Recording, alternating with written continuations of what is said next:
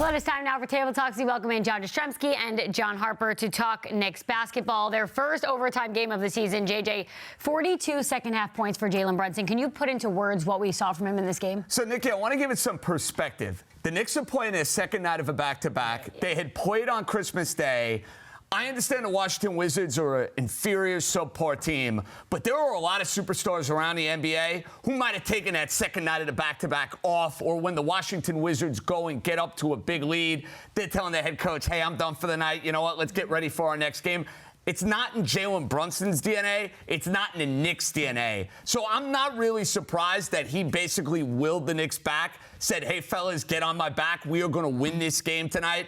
But a double nickel, 42 second-half points. I mean, we're talking about Jalen Brunson, Harp, in illustrious categories in Knick history. And when it's all said and done and he continues on his pace, he is going to be up there. Some of the numbers he is going to put up are just off the charts. Another game that adds to yet another chapter of brilliance. You know, 55 with 9 assists, too. That's not bad, you know. And you're right. I mean, it felt like the Knicks weren't really into it. They coming off a physical game with the Magic. Felt like somebody was going to have to kind of do what Brunson did, drag them across the finish line. That was really impressive. He just picked them up and carried them. And he hasn't really been doing that as much as he had to do it last year because they got more scoring this year. It's more balanced and everything else. But he showed you when a game is on the line, when he has to do it, he can still do it. So really impressive, as you said. He's going down as an all-timer for the Knicks. Yeah, third time in his career he scored 50 or more points. So that definitely puts it into perspective. He has a lot of career ahead of him, too. And he did it with only three-pointers. Yeah, exactly. So getting it a rack, including the tie game at the end of regulation. Yeah, he was definitely a difference maker in this one. But there was other guys definitely helping out, too. Along with Brunson's 55, Cat had 30, Bridges had 21. Harp, are we looking at the best three in the East right now? You can make that case, Niki, especially after, you know me, I need to see a little more out of Bridges because I'm still convinced. Even after Christmas? He went a long way toward persuading me with that Christmas game. I've never seen him that good, but I got to see him make big shots in a really big game. But, you can still, I'm not sure. I love Celtics with Tatum and Brown, and White is a guy who makes big shots. I don't know if you would really call him a big three, but he's a big-time player.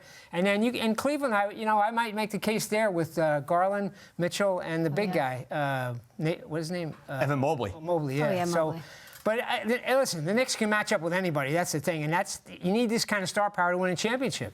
You read my mind with the Celtics. I'm not there with the Cavs because I saw the Knicks without Bridges and without Towns humiliate the Cavs 2 years ago. Yeah. So I got a little bit more skepticism when it comes to their big three. But the Celtics had the best big three. And Derek White, to your point, absolutely is there. The guy does nothing but hit big three after big three.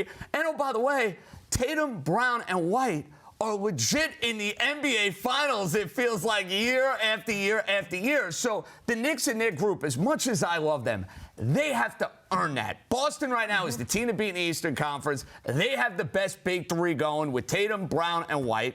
But the fact, Niki, that we're putting the Knicks right there with Bridges, and if you throw Anunoby in there, it shows you they're knocking at the door. Yeah, speaking of Anunoby, the Knicks are the first team in NBA history to have 4 or more players score 40 or more points before January 1st. So balance, like the Karate Kid. It's balance all around the court. JJ, Knicks now on a 7-game win streak. This is a long season, 82 games. Are they peaking too soon? Absolutely not. Okay. What they are doing, Niki, is they are beating the teams they are supposed to beat. You have not necessarily seen a murderer's row schedule through the month of December. Unless I missed the memo here, I didn't see the Boston Celtics on that schedule. I know I'm not a believer in them long term. I didn't see the Cleveland Cavaliers on that schedule. We didn't see the top teams like the Oklahoma City Thunder come to town. So the Knicks had a good win against Minnesota. They had a very impressive win on Christmas against the Spurs. Hey, Orlando's a tough team, Harp.